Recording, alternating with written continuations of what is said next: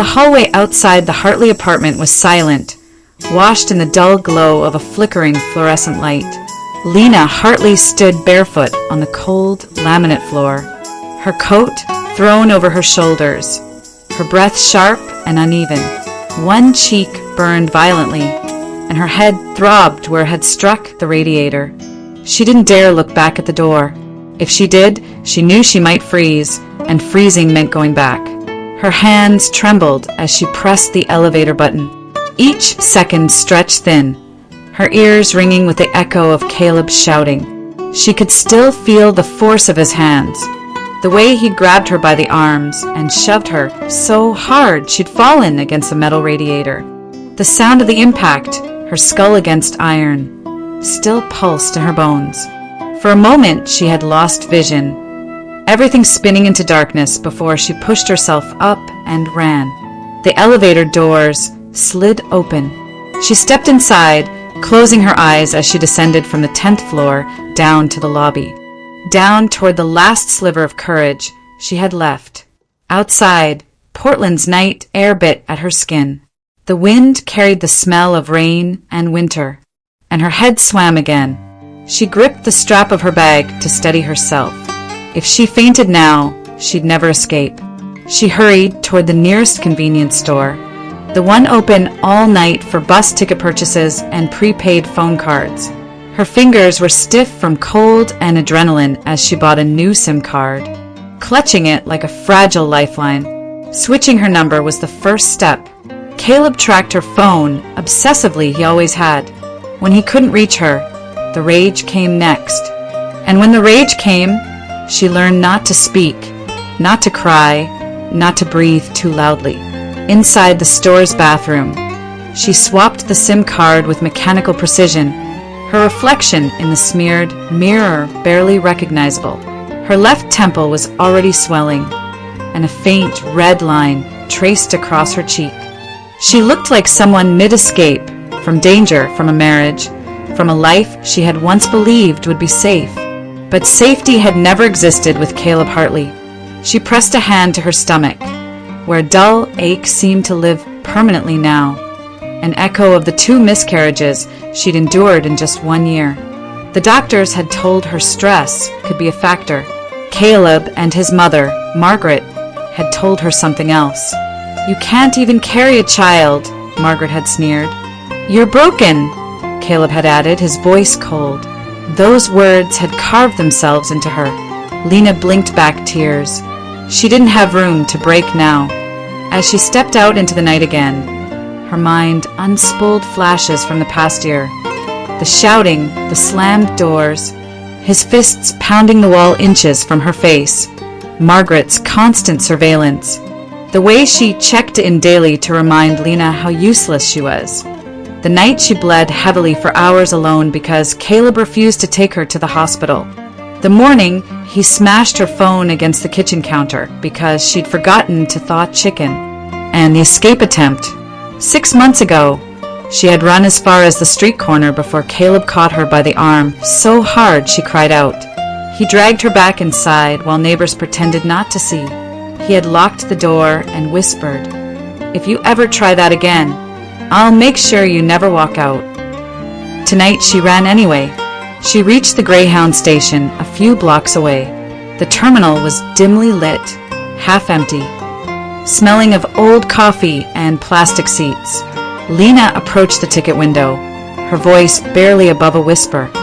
"One way to Pine Hollow."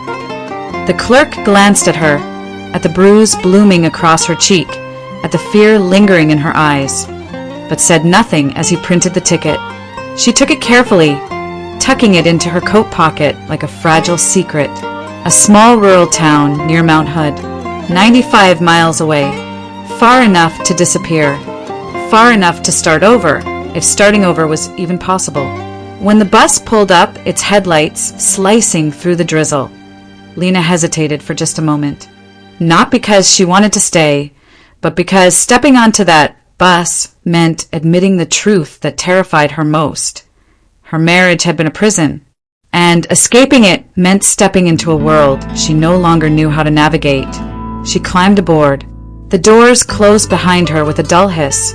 As the engine groaned to life and the bus rolled out of Portland, Lena pressed her forehead to the cold window, watching the city lights blur into streaks of gold and white. She felt fear, shame, and something else, something faint, trembling, and almost impossible to believe. Hope. The Greyhound eased to a stop beside a small wooden shelter that served as Pine Hollow's bus station, if it could even be called that. Dawn had barely broken, and a thin layer of fog clung to the evergreens that surrounded the clearing. The mountains rose in dark silhouettes beyond the tree line, the sky still bruised with night. Lena stepped off the bus and was struck by how cold it was, the kind of cold that seeped straight into her bones. She pulled her coat tighter. The air smelled of wet pine and wood smoke drifting from distant chimneys. Everything felt unfamiliar, too quiet, too remote. Portland had always felt overwhelming, but this felt like another world entirely, a world big enough to swallow her whole. The bus pulled away, leaving her alone with her single bag and a head still throbbing from the night before. She stared at the narrow road that led into town, lined with towering trees on both sides. There were no taxis, no open shops, no crowds, only the muffled rustling of branches in the wind. For a moment, panic fluttered in her chest. What was she doing here? How was she supposed to survive in a place like this? A voice broke through her spiraling thoughts. "Sweetheart, you look frozen." Lena turned to find a woman in her early 60s approaching her from the nearby parking area. She wore a thick knitted sweater, rubber boots, and a smile that reached her eyes. Wisps of silver hair escaped her wool hat, and her cheeks were pink from the cold. "I'm Mrs. Walker." "Zena Walker," the woman said, her tone warm and steady. "You getting off that bus for good, or just passing through?" Lena opened her mouth, then closed it again. She wasn't sure what answer would keep her safest. Zena seemed to sense that hesitation instantly. Her smile softened, losing its brightness but gaining something else, understanding. "Don't you worry," she said quietly. "I don't ask questions that aren't mine to ask. You just look like someone who could use a warm place to sit." Lena blinked. She couldn't remember the last time a stranger had spoken to her kindly, without expectation. Without judgment, Zena gestured toward her truck. "Come on. No one should be standing in this cold. Not with a bruise like the one you're trying to hide under that hair." Lena stiffened.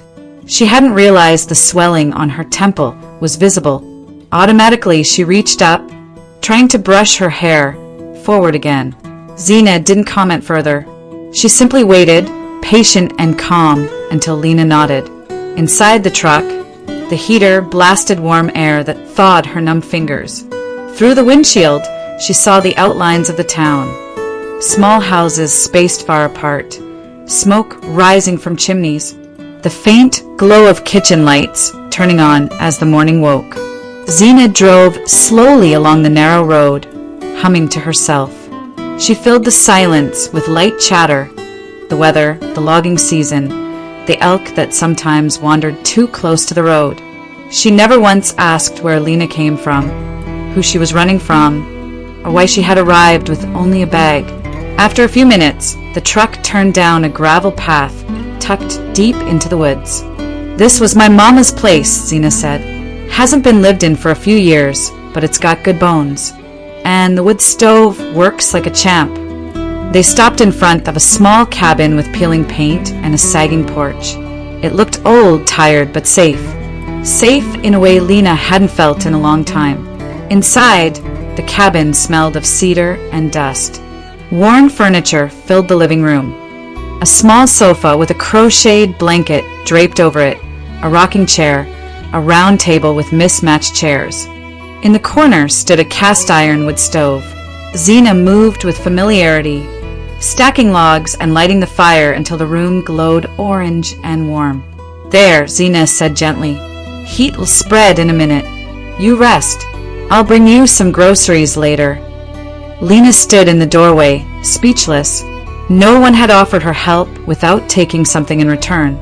No one had given her shelter without asking for gratitude she didn't have. Tears rose to her eyes, unexpected and hot. Zina touched her arm lightly. "You're safe here, honey." When the door closed behind her, Lena sank onto the sofa, wrapped herself in the blanket, and listened to the fire crackle. For the first time in years, her body relaxed, her breath slowed, and in the quiet warmth of that old cabin, she slept without fear. Morning light filtered through the thin curtains of the cabin, soft and cold, carrying with it the scent of wet pine and the distant hum of birds beginning their day. Lena woke slowly, surprised to find her muscles loose rather than clenched, her breath steady instead of panicked. For a long moment, she lay still, listening to the silence, not the tense, suffocating silence of her old apartment, but a quiet that felt gentle, almost protective. A knock sounded at the door. When she opened it, Zina Walker stood on the porch holding 2 grocery bags and a folded brown coat. "Morning, sweetheart," Zina said with her usual warmth. "Figured you could use some real food and something thicker than that thin little jacket." Lena tried to protest, but Zina waved her off. "It's nothing. A young woman shouldn't be shivering out here in the woods." Inside, they unpacked groceries together: oats, canned soup, bread, apples, tea, and a small pack of stovetop matches. Zina showed her how to restock the wood stove, how to use the old iron kettle, how to air out the cabin so it didn't trap smoke. She moved through the space as if she had been preparing it for someone for years. "Town's quiet this time of year," Zina mentioned as she hung the coat on a nail by the door. "But Henry Larkin could use a hand over at his farm. Man's got more cows than sense. Pays fair, though, and he's decent folk." Lena didn't fully understand why Zina was helping her so much, but she nodded. Work meant money. Money meant choices. Choices meant freedom. Later that morning, Zina drove her down a gravel road lined with mossy fences and stretches of damp pasture. The Larkin farm appeared in a clearing, a cluster of red barns, metal troughs, and the lowing sound of cattle somewhere inside. Henry Larkin himself stood near the barn entrance, a sturdy man in his late 50s with a sun-weathered face and a worn baseball cap. "You must be Lena," he said, offering a nod instead of a handshake. "Zina vouches for you. That's good enough for me. We'll start with milking." The barn was warm, but filled with the pungent mixture of hay, earth, and livestock, a smell Lena wasn't prepared for. She tried not to wrinkle her nose as Henry demonstrated how to approach a cow, how to check its udder, how to position the stool, and how to pull rhythmically to express the milk. "Like this," Henry said, the steady streams hitting the metal bucket with rhythmic taps. "Takes a bit to get used to." It took Lena more than a bit, her hands cramped within minutes, her grip awkward and uneven. The cow flicked its tail impatiently, brushing hay against her cheek.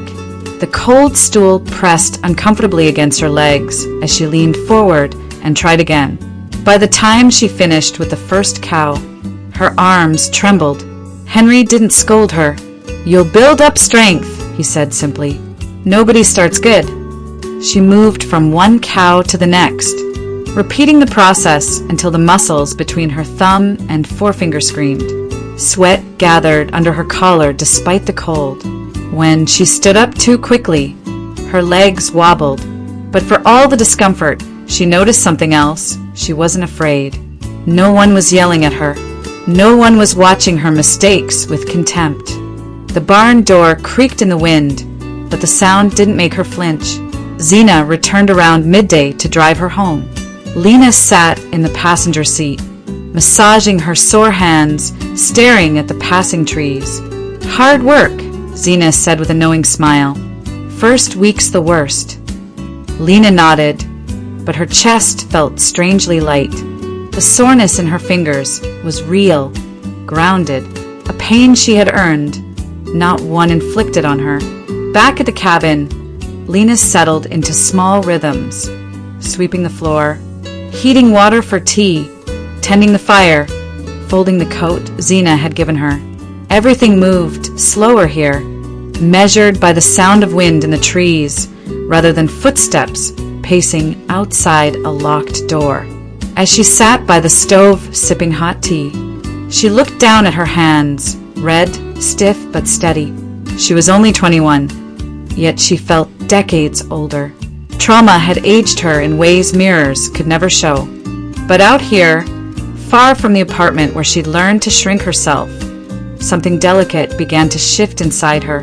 A beginning, a quiet one, barely noticeable but real. 2 months slipped by in a slow, steady rhythm, marked by early mornings, the soft clatter of metal buckets, and the warm breath of cattle inside the Larkin barn. Lena had grown stronger. Her hands no longer cramped, her arms no longer trembled, and she could milk 6 to 9 cows with an efficiency that surprised even Henry Larkin. She had come to know each cow by the patterns on their coats, the way they shifted their weight, the soft sounds they made while being tended. One cold morning, as fog hovered low over the pasture, Henry called out from the far stall, "Lena, need you here now." She hurried over, half fearing something was wrong. Instead, she found one of the cows lying on her side, contractions already visible, Henry kneeling with calm expertise. "She's calving," he explained. "First one this season." Lena watched, breath held, as the birth unfolded, messy, raw, and strangely beautiful. The calf emerged twitching, coated in warmth and instinct. Henry cleared its airways and nudged it toward its mother, who immediately began licking it clean.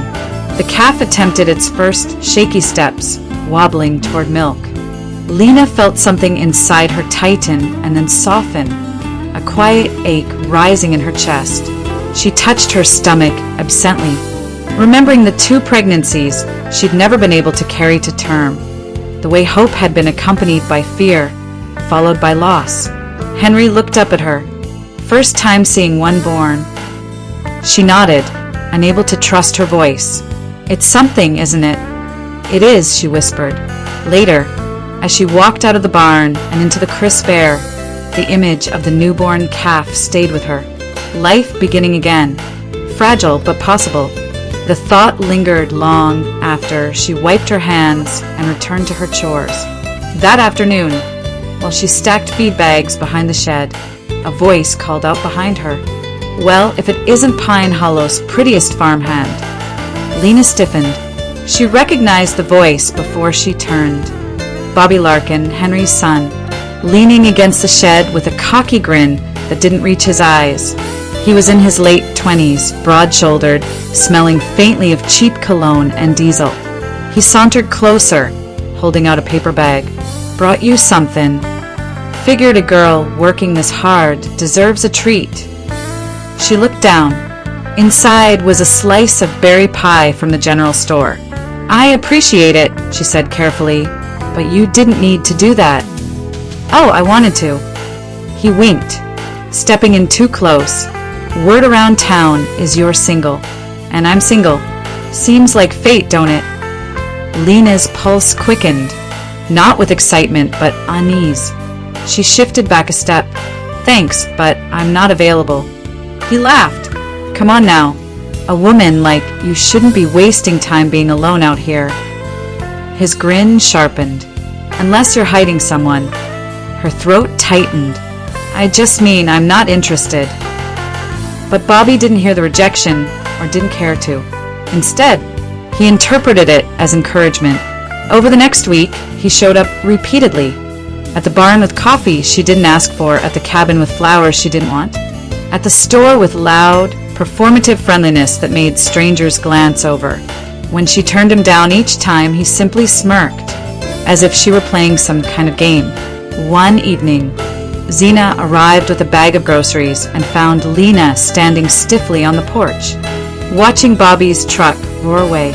Zena frowned. "Has he been bothering you?" Lena hesitated. "He's persistent. That boy's trouble wrapped in charm. He thinks he has," Zena muttered. "The Larkins are good with land and livestock. but when it comes to manners, they raise their sons like the world owes them something. She sighed. You keep your distance, and don't let him corner you alone. Lena nodded, feeling Zena's worry settle heavy in her chest. The piece she'd found in Pine Hollow had cracks now, hairline fractures, subtle but unmistakable. The next time she walked home from work, she kept glancing over her shoulder. The trees whispered in the wind, shadows shifting between the trunks. She wasn't in danger yet, not the way she had been in Portland. But something was creeping closer, a sense of being watched, a sense that safety, once found, could be taken just as easily. And Lena, who had come here to escape one kind of fear, felt a new one beginning to form. The cold of late afternoon clung to the air when Zena handed Lena a canvas sack and pointed toward the tree line. Pine cones, she said. Dry ones. Good for kindling. You'll find plenty a little ways in, but stay on the marked trail. The forest can play tricks on you. Lena nodded, pulling her jacket tight as she stepped beneath the towering pines of the Mount Hood National Forest. The scent of sap and moss wrapped around her, soothing in a way she hadn't yet learned to trust. She walked slowly, glancing back a few times to keep the cabin in sight. But the deeper she went, the more the branches knitted together overhead, dimming the light. An hour passed before she realized she could no longer see the trail. She turned, retracing what she thought were her steps, but the forest seemed to shift around her, quiet, disorienting, endless. Panic fluttered at the base of her throat. She knelt to steady her breath, but dizziness surged again, echoing the spot on her head where the radiator had struck her during Caleb's last outburst. Not now, she whispered, pressing her palm against the bark of a massive cedar to anchor herself. She pushed forward, hoping to find a clearing. Instead, she spotted something odd in the underbrush, a depression in the earth, almost like the hillside had swallowed part of itself. Curious, she stepped closer. A door came into focus, half buried and camouflaged with branches and mud. It wasn't a cabin, not exactly, more like an earthen hut built into the slope of the forest floor, and someone was inside. Lena froze when she heard movement beyond the door. Then a weak, hoarse voice. Who's there? She should have run. She knew that, but something in the voice, thin, afraid, rooted her in place. The door creaked open just enough for a pair of wary eyes to peer out. A man stepped into view, unsteady on his feet. His hair was overgrown, his beard patchy, his clothes hanging off a body far too thin. He lifted his hand slowly, as if to show he meant no harm. Don't scream. Please. Lena didn't. Her fear mixed with something else. Recognition of the same kind of desperation she had once carried in her own trembling bones. I'm lost, she said quietly. Then you shouldn't be anywhere near here. His tone wasn't threatening, just resigned. It's not safe for either of us. He hesitated before he spoke again, eyes darting through the trees as if expecting someone to appear at any moment. My name is Evan Mercer. The surname hit her unexpectedly. Mercer, the same last name as Caleb's maternal side. Before she could ask, Evan stepped back into the hut, gesturing weakly for her to follow if she wanted answers. The inside was dim, lit only by a single lantern and the faint glow from a small vent cut into the earth. Food wrappers were piled in a corner. A makeshift bed of blankets was tucked against the wall. The air smelled of damp soil and exhaustion. He sank onto a wooden crate. I didn't choose this. Hiding out like some animal. He rubbed a shaking hand over his face. I escaped. Lena's breath caught. Escaped. I was being transported south for reprocessing. They said drug trafficking, distribution, conspiracy. He let out a bitter laugh. Things I've never touched in my life. He spoke haltingly, like every word cost effort. My stepmother, Margaret, it started with her. She hated me from the day she married my dad. Said I looked too much like my mother. Manipulated everything. She had the police believing I was violent, unstable. He swallowed hard. My father died last year. The official report called it a heart attack. But I heard Margaret telling someone it was handled. And when she realized I'd overheard, they arrested me 2 weeks later. Lena felt the ground shift beneath her. Margaret, Caleb's mother. The web was suddenly clearer, darker, more familiar than she wished it to be. "And your half-brother?" she asked softly. Evan looked up with eyes that held years of hurt. "Caleb? He hated me. Always did what she told him. If Margaret wanted me gone, he made sure it happened." Lena felt a chill run through her. The cruelty matched exactly what she knew of Caleb. Cold obedience, blind loyalty, a hunger for approval. The story was too detailed, too raw, too aligned with everything she'd lived to be a lie. Evan leaned back against the dirt wall. "I'm not dangerous. I just didn't know where else to go." Lena stepped closer. "I believe you. It wasn't blind trust. It was recognition. Two broken lives shaped by the same family's shadows." She tightened her grip on the empty canvas sack. "I'll bring you food. Tonight." Evan stared at her, stunned. "You'd risk that?" Lena nodded once. "I know what it's like when no one believes you." And with that, she stepped back into the forest, no longer afraid of being lost, but afraid of what she had just discovered. By the time Lena reached her cabin that evening, the forest around Pine Hollow had already surrendered to early autumn darkness. She shut the door behind her and leaned against it, her heart still unsettled from the encounter in the hidden hut. But instead of fear, what lingered was a gnawing urgency, a need to understand Evan Mercer's story before deciding what came next. She placed her borrowed, prepaid phone on the table and typed his name. Evan Mercer, Oregon conviction. It didn't take long. Old articles surfaced. A brief court summary, a grainy mugshot, a local news blurb about his arrest during a drug trafficking sting. Each source repeated the same vague details, almost copy-pasted, with no information about evidence, trial transcripts, or follow-up reports. The comments beneath the articles were cold and suspicious, as if the public had been coached into believing he was dangerous without asking why. There were no mentions of violence, no prior offenses, no drug history, just a conviction that seemed to appear out of nowhere. The more she read, the more something inside her tightened. The pattern felt painfully familiar. Accusations built on manipulation. Truth buried by people who wanted control.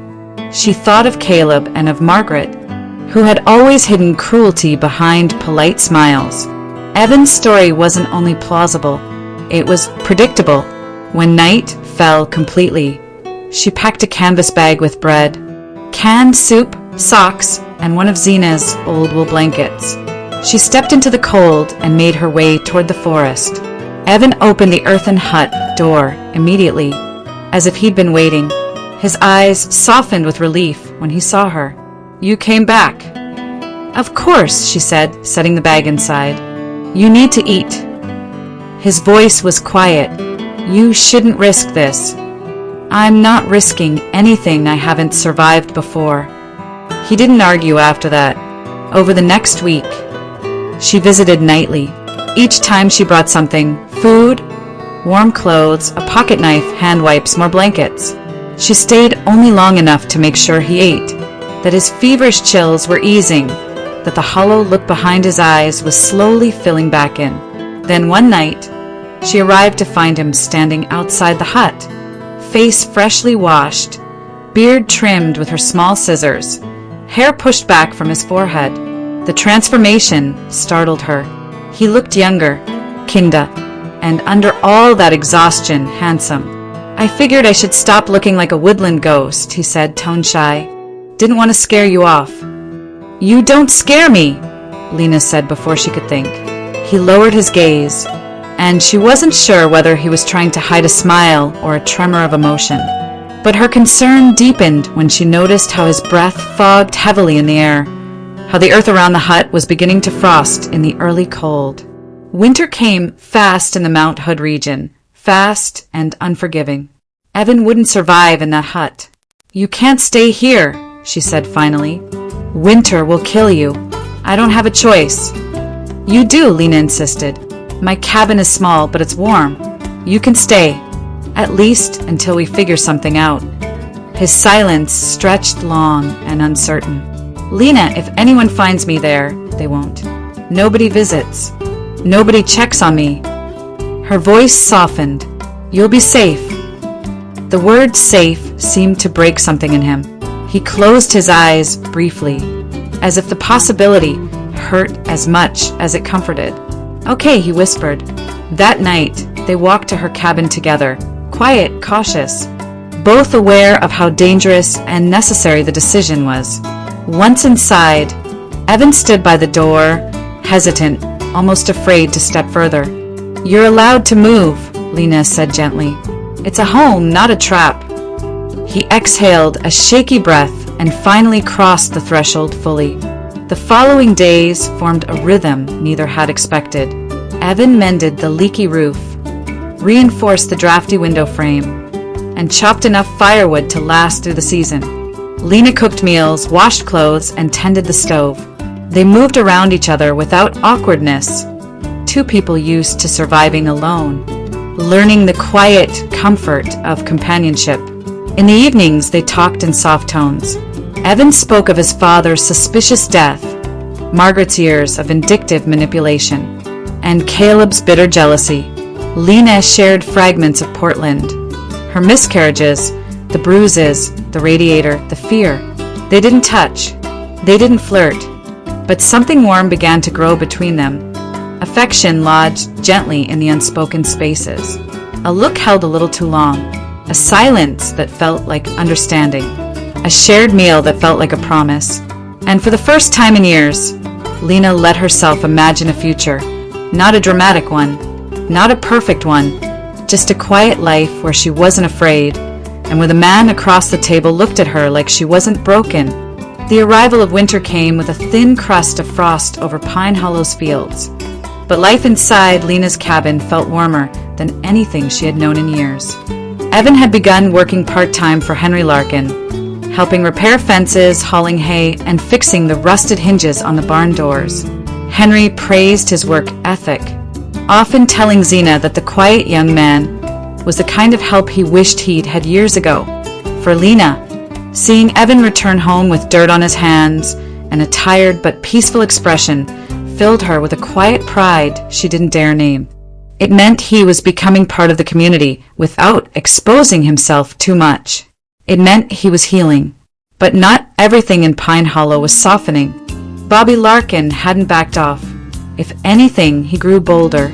He showed up at the market whenever Lena went into town, hovering near the produce aisle, offering to carry her basket, making comments meant to sound flattering, but laced with entitlement. "Girl like you shouldn't be living alone," he'd say, leaning too close. "You deserve a man who can take care of you." Lena always stepped aside, always declined, always left quickly. But Bobby didn't seem to hear the word no, and his persistence began to gnaw at Evan. The first time Evan saw Bobby lingering at the cabin's edge, pretending to look for his dad's missing tools. Something dark flickered behind Evan's eyes. Sharp, protective, instinctive. He didn't yell. He didn't confront. But his posture shifted, body angled between Lena and the intruder. Bobby smirked. "Didn't know you'd taken an estray, Lena." Evan's jaw tightened. "You should leave." It wasn't loud, but it carried weight. So much weight that Bobby's smirk faltered. He muttered something under his breath and retreated, kicking at the dirt on his way out. Later, as they tended the fireplace, Evan finally admitted in a low voice, "I don't like the way he looks at you." Lena's breath caught at the softness hidden beneath the words, the concern that wasn't possessive but deeply human. "I don't like it either," she whispered. They held each other's gaze a moment too long, long enough for the unspoken truth between them to strengthen. deepen, solidify. But neither moved. Neither confessed. It was enough for now. One afternoon, Lena walked home from the town market with a bag of bread, dried herbs, and winter apples. Snow had begun to drift from the sky in slow, delicate flakes. She hummed softly to herself, footsteps crunching along the path. As she rounded the last cluster of trees, she froze. Someone stood in front of her cabin, tall, lean, familiar in the worst way. Caleb Hartley, her breath fractured in her chest. He hadn't changed much. Same sharp jaw, same icy eyes, but he looked paler, thinner, eyes sunken with frantic desperation. "Lena," he whispered, stepping forward. "Thank God." Her stomach lurched. "What are you doing here?" I needed to see you." His voice trembled in a way she had never heard when they lived together. "I've changed, Lena. I swear. I'm sober now. I'm in counseling. I know I hurt you. I know I was wrong. I'm trying to make things right." She felt the world tilt sideways. The lies slid from him as easily as ever. Smooth, rehearsed, designed to disarm. She knew these lines. He had said versions of them before every new cycle of violence. He reached for her hand, and she jerked back. "Lena, please." His eyes reddened as if tears might fall. "I can't live without you." Before she could step away, he pulled her into a sudden embrace. Tight, cold, suffocating. His arms locked around her as he whispered against her hair, "Come home. We can start over." Panic seized her, the kind that made her limbs go numb. And then, a presence behind them, a shadow stretching across the snow. Caleb loosened his grip, just enough for Lena to turn. Evan stood a few yards away, still wearing his work jacket, gloves in one hand, eyes burning with a fury she had never seen on him. Quiet, controlled, but fierce as a wildfire held behind glass. Caleb froze. Lena stepped back from Caleb's arms, trembling. Silence swallowed the clearing, thick and electric. Snow drifted between the three of them, delicate flakes settling on coats and hair, untouched by the violent tension rising beneath. Caleb's gaze sharpened. "Who's this?" Evan didn't answer. He didn't need to. The storm had already begun. Caleb's expression changed the moment he finally looked at Evan properly. First confusion, then horror, then a flash of pure, unfiltered rage. "You," he hissed, stepping back as if he'd seen a ghost. "You're supposed to be locked up. You're a fugitive." The words echoed through the clearing like a snapped wire. Lena's breath caught. She glanced at Evan, who stood motionless, jaw clenched, eyes darkening with something deeper than fear. Caleb's voice rose to a scream. "You escaped custody. I knew it. Margaret was right. You're dangerous. You're supposed to be in prison where you belong." Evan moved before the last word left Caleb's mouth. He grabbed Caleb by the front of his jacket, lifting him partly off the ground, fury tightening every muscle in his arms. Snow shook loose from the branches above them. "You framed me," Evan growled, his voice lower and more violent than Lena had ever heard. "You and Margaret. You destroyed my life." Caleb struggled, face reddening. "Get your hands off me." But Evan didn't. Years of injustice, betrayal, and the weight of lost freedom surged through him like a breaking dam. "You're my half-brother," Evan spat. "Say it. Say it to her face." Lena's heart stopped. Caleb's eyes darted wildly, but Evan slammed him back against a tree trunk, the thud echoing like a drumbeat. "Tell her the truth." Evan shouted. Caleb's voice cracked. Fine, yes. We have the same father. You happy? You were never supposed to be part of the family. Margaret made sure of that." The last pieces of the puzzle snapped into place, sharp, merciless, undeniable. Margaret Hartley, Caleb's mother, Evan's stepmother, the woman who had tormented Evan since childhood, The same woman who had encouraged Caleb's violence toward Lena. The same woman who had whispered poison into every corner of their lives. Lena staggered a step back, gripping the side of the cabin wall for balance. Her abusers and Evan's tormentors were the same people, woven together in a single web of cruelty. Evan's control finally snapped. He punched Caleb once, then again. Caleb's head jerked back, his breath choking in his throat. Evan's fists landed with years of pain behind them. Each blow a buried cry, freed at last. "Evan!" Lena shouted, rushing forward. "Stop! Stop! You'll kill him!" Evan froze mid-strike, breath heaving. The fury in his eyes slowly receded as he looked at Lena, her hand gripping his arm. She was the only thing anchoring him back to himself. He let Caleb drop into the snow. Caleb scrambled backward, clutching his bleeding lip, snowflakes sticking to his hair. "You're both insane," he rasped. "I'm calling the police. I'll tell them everything. You assaulted me, you helped a fugitive." "You do that," Lena said sharply, stepping beside Evan instead of away from him. "And I will testify to every bruise, every assault, every time you trapped me in that apartment. I'll testify about Margaret coaching you. I'll tell them about the miscarriages, about the radiator." Caleb paled. Lena stepped closer, voice steady with a courage she hadn't felt in years. "And I'll tell them what you just admitted, that Evan was framed, that Margaret controlled you both, that you helped put an innocent man in prison." Caleb's mouth opened and closed, but no sound emerged. Evan, still panting, wiped blood from his knuckles. "You're going to write down what you did," he said, "and you're going to sign it." Caleb's voice trembled.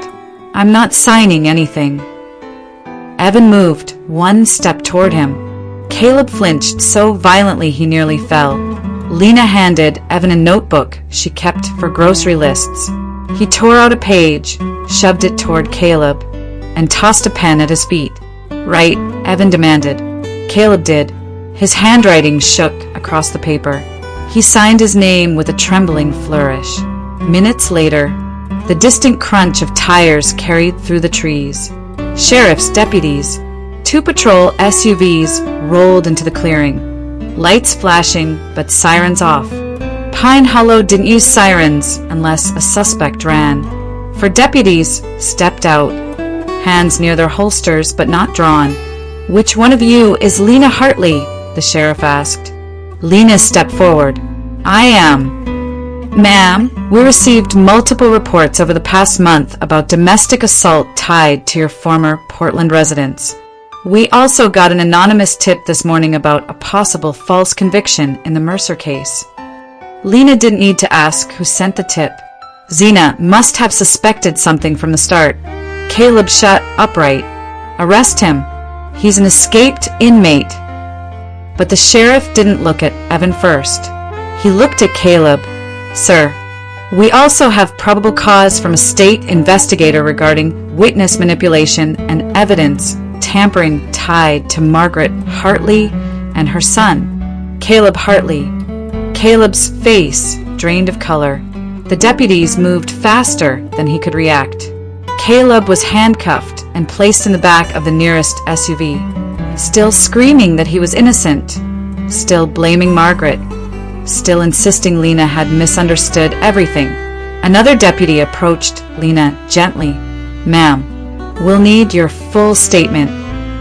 Lena nodded, voice steady. "I'll give it." 2 more officers turned to Evan. "Mr. Mercer, we do have to take you into custody as an escaped inmate." Evan didn't fight. He simply lifted his hands. But this time, the deputies weren't hostile. Their voices were respectful, careful, different, because now the truth was out, and the lies that had destroyed his life were finally beginning to crumble. Lena gave her full statement at the Pine Hollow substation. Every bruise, every miscarriage, every documented hospital visit Caleb had forced her to hide. The deputies treated her gently, offering water, a blanket, and privacy when her voice shook. By evening, she was released with no charges. But when she returned to Henry Larkin's barn the next morning, hoping to settle into her routine, Henry met her at the door with an apologetic expression. "Lena." "I'm sorry," he said, twisting his cap in his hands. "With everything going on, the sheriff, the investigation, you being involved in a criminal matter, I can't keep you on. Folks around here talk, and I can't risk the farm's reputation." The words landed like a blow. She understood he wasn't being cruel, but it still hollowed her out. Work had been her anchor, the only part of her life that felt stable. Losing it, not because she had done something wrong, but because she had survived, stabbed deeper than she expected. By the end of the week, she packed her small bag and boarded a bus back to Portland, the same city she had escaped in terror only months earlier. This time she wasn't alone. Her friend, Sam Doyle, met her at the station, pregnant, exhausted, but determined to help. Sam wrapped Lena in a long, grounding hug. "You stay with me," Sam said firmly. "No negotiating. I've got a sofa bed, and the baby's room isn't ready anyway." Lena tried to argue, but Sam wouldn't hear it. She'd been one of the few people who had believed Lena's stories about Caleb long before Lena believed them herself. The next morning, Sam drove her to the Department of Human Services because Lena had aged out of the Oregon foster system years earlier. She was re-entered into the state housing assistance list for former foster youth, a culturally accurate adaptation of the Russian orphan housing queue. Her caseworker explained the process, the wait times and the benefits. It wasn't glamorous, but it was real support. And for the first time since leaving Pine Hollow, Lena felt the faint outline of a future she could stand on. Meanwhile, the investigation into Caleb and Margaret Hartley grew deeper and darker. Detectives uncovered financial transfers, altered reports, and deleted call logs tied to Evan's arrest years earlier. Margaret had used her connections in local law enforcement to fabricate the narrative around Evan's supposed drug distribution. Caleb had acted as her enforcer, providing statements and false witness evidence designed to corner Evan with no escape. Worse, domestic abuse charges piled against Caleb from Lena's medical records. Photos of bruises, ER intake notes, miscarriages he'd forced her to hide.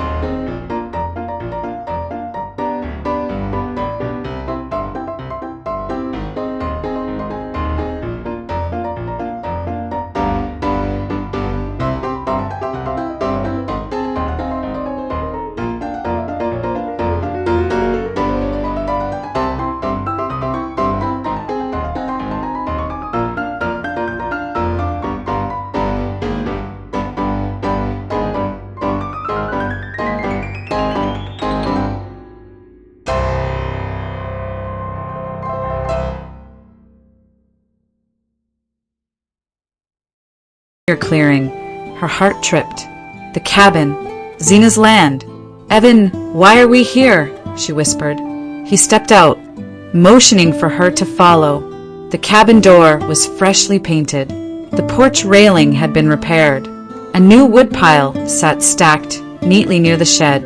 The small farm plot beside it had been tilled, rows marked for planting. Evan pulled a key from his pocket. "I bought it," he said softly. "The cabin, the land, all of it." Lena felt her breath collapse in her chest. "You bought it? For what?" Evan's voice turned almost shy. "For us. For a life where no one can drag you back, no one can lock me away. No one can decide who we're supposed to be." Tears blurred her vision before she even saw him kneel. A small velvet box appeared in his hand. Simple, understated, perfect. "Lena Hartley," he said, voice steady despite the emotion in his eyes. "Will you marry me?" She wasn't even aware of falling to her knees until her arms wrapped around him. "Yes," she breathed against his shoulder. "Yes, of course. Yes." They married 3 weeks later in a quiet ceremony at the Pine Hollow Town Hall. Zena insisted on arranging the flowers. Henry Larkin brought fresh milk and eggs for the reception. Sam Doyle drove up from Portland, baby belly first, crying the moment she saw Lena in her modest ivory dress. It wasn't fancy, but it was perfect. Their first months as husband and wife were calm. Gentle mornings, shared breakfasts, long walks along the tree line. Evan learned her favorite tea. She learned how he preferred his tools arranged. They slept without fear, woke without dread. Healing wove itself through the domestic rituals. But the true miracle arrived in early summer. Lena sat in the small exam room of Dr. Hyatt's clinic in Hood River, twisting the edge of her sweater. Evan squeezed her hand, worry flickering in his eyes until the doctor smiled. "Congratulations," Dr. Hyatt said warmly. "You're pregnant, and everything looks perfectly healthy." Lena stared, stunned. "But I lost 2 pregnancies before. They said something was wrong with me." Dr. Hyatt shook her head firmly. "There was nothing wrong with your body. Chronic stress, physical trauma, and sustained fear absolutely can cause miscarriages. You're safe now. Your body knows it." Evan leaned forward, resting his forehead against Lena's. They both cried quietly. 9 months later, on a cold December evening, their son entered the world, small, red-faced, furious at the cold, and absolutely perfect. They named him Jacob Evan Mercer. Zena became an honorary grandmother the next morning, marching into the cabin with soup, quilts, and unsolicited advice. She held Jacob with the confidence of someone who had cradled generations of Pine Hollow babies. "I knew you'd find your way back," she whispered to Lena. "People like you were never meant to disappear." By the following autumn, Lena and Evan opened a small roadside diner across from Pine Hollow's main turnoff.